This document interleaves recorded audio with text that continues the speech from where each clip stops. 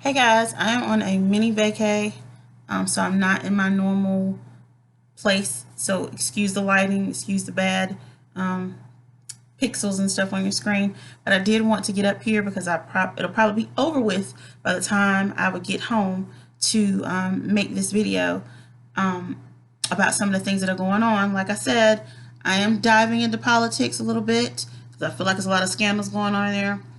I'm still going to be doing my mysteries and my murders and scams and stuff, but I've got to address this. And I'm not trying to be funny. I normally would not, I would stay out of the beauty community drama and all of the YouTube drama. But because I follow a lot of drama channels, shout out to Dustin Daly, Here for the Tea, Petty Page, Rich Lux, Nick Snyder, Sharita Tells It All. Shout out to all of them because they're the ones who have been kind of feeding my timeline, and definitely a big shout out to my favorite Twitter person, and that's allegedly Angelo. He always has the tea. So I'm giving shout outs to them. If you guys have not followed their channels, please go and subscribe. They're all awesome. They may not all get along, but they're all awesome to me. I try to stay out of the drama. But I'm going to go there on this video because I am tired. Y'all, I didn't start doing getting into the YouTube beauty community until probably about 2 or 3 years ago, maybe a little bit more. I just happened to stumble upon a Here for the Tea video, and I liked the way that she did the exposés on the different beauty companies. She had done one on the Z palette. That was the first one I saw. And I'm like, oh, there's some drama going on in here. And I saw her do a video on Jeffree Star. And I, being the age that I am, can remember Jeffree Star from back in the day. So, I went from there to Petty Page and then Dustin Daly, who happened to be from North Carolina. So, I was always going to roll with him. Until Nick came and stole them. We won't go there. But, I can deal with a little bit of pettiness and I can deal with a little bit of drama every now and then. But every year, it is the same old people and the same old drama. And it's getting really, really, really, really old. Now, we've got some people like Manny MUA who got caught up in his drama and he, decided to say, hey, I'm not getting caught up in any more mess, which made me want to support him. Laura Lee, I would like for her to come and talk to me because I still think that there's some things that she needs to address as far as, some of the comments that she's made, so I can give her a history lesson and a little bit of education on why Black people act the way that they act, because that's the history teacher in me.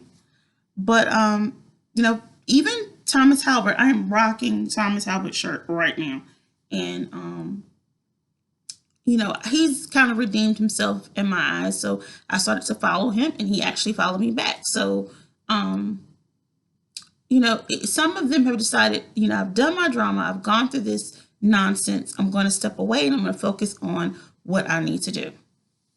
But then there's a certain crew of people, and you know their names, Jeffree Star being at the center of it. Now we've got Shane Dawson, and then we got Trisha Paytas and Tana and all these different people who every year, and I'm not going to forget, and Tati, not going to forget you, who are constantly in some type of drama.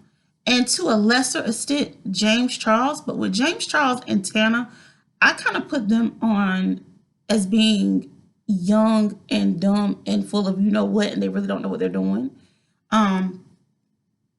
But Jeffree Star, Trisha Paytas, Shane Dawson, and especially Tati, y'all are my age. I mean, Tati and I are the same age. And it's okay to be really messy when you're in your 20s. It's not okay to be messy when you're in your 30s, pushing 40s. It's time to stop the messiness, and it's time to start, really evaluating your life and what you want to leave as far as a legacy is concerned. And right now, some of y'all's legacies aren't looking too bright. Now, I admit I do not feel one bit of sympathy for Trisha Paytas. Not one drop of sympathy for her do I feel. And here's my reasoning why. You knew who you were dealing with. You knew how Jeffrey was. You knew how Shane was. You know that when people walk out of the room, they start talking about them. You've known that they have used derogatory and racial insensitive words. You've known that. And I'm pretty sure you've participated in that. However, I'm glad that you've come to your senses and decided to cut them off. But this matter could have been handled offline. You could have just told everybody, hey, I don't fucks with them no more, and we're done. But instead, you are dragging this thing out, and now you got tea on Rylan, and you got tea on Shane, and you got tea on Jeffrey. And I'm like, I'm over it. I don't know anybody else, but when it comes down to that crew, I am mentally exhausted. Every year, it is some mess, some type of Dramageddon. We're supposed to have one Armageddon, guys. That's supposed to be it. It's supposed to tear down the community or tear down the world as far as Armageddon is concerned. You don't keep having it over and over and over again. What y'all are doing is trying to remake an old movie that really didn't need to be remade from the giddy up. And then I'm going to talk about Jeffree Star.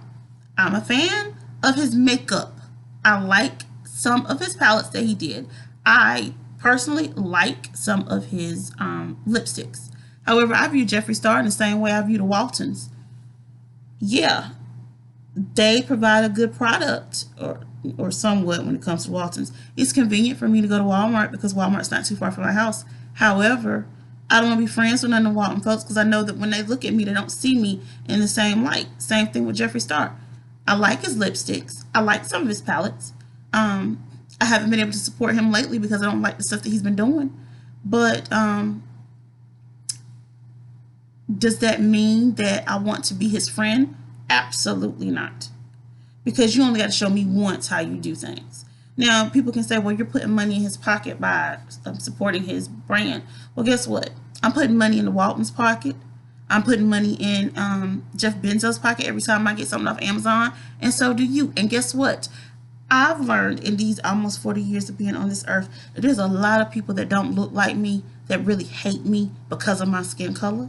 But that's not going to make me stop getting what I need. So we're kind of servicing each other in this aspect.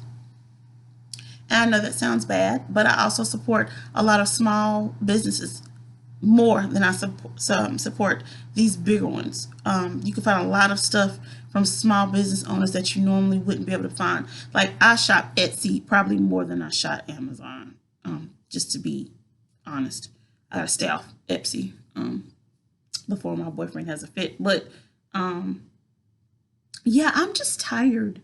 I'm tired. Tati almost ruined Smashing Pumpkins' Bullets with Butterfly Wings song for me with that crap she did when she was over the summer when she was going to tell her story. I'm sick of it. I'm sick of the dramatics. If you're not going to throw hands and fight, y'all need to stop this. You don't have to talk to each other. You make enough money so you don't have to do collabs and you don't have to deal with each other. Jeffrey, you can go in your little ranch in Wyoming and have yourself a good old life. You made enough money. Tati, you can go and settle down and do whatever you want to do with your husband. Trisha, you're just getting married. You don't have time for the drama. You need to be focusing on making your relationship work. And then Rylan and Shane, same thing. You guys have relationships, and your relationships are going to start to become strained because of all of this drama that you guys have going on. But a lesson that I'm learning is that it seems like YouTube friendships are not true friendships. They're only friendships for a time. It's more about what can you do for me versus what I can do for you, or how we can actually build and invest in our friendship. It's one-way streets in some aspects. Like I said, the hair by Jay, or whatever his name is, he's a non-factor. Ain't nobody checking for him. I didn't know who he was.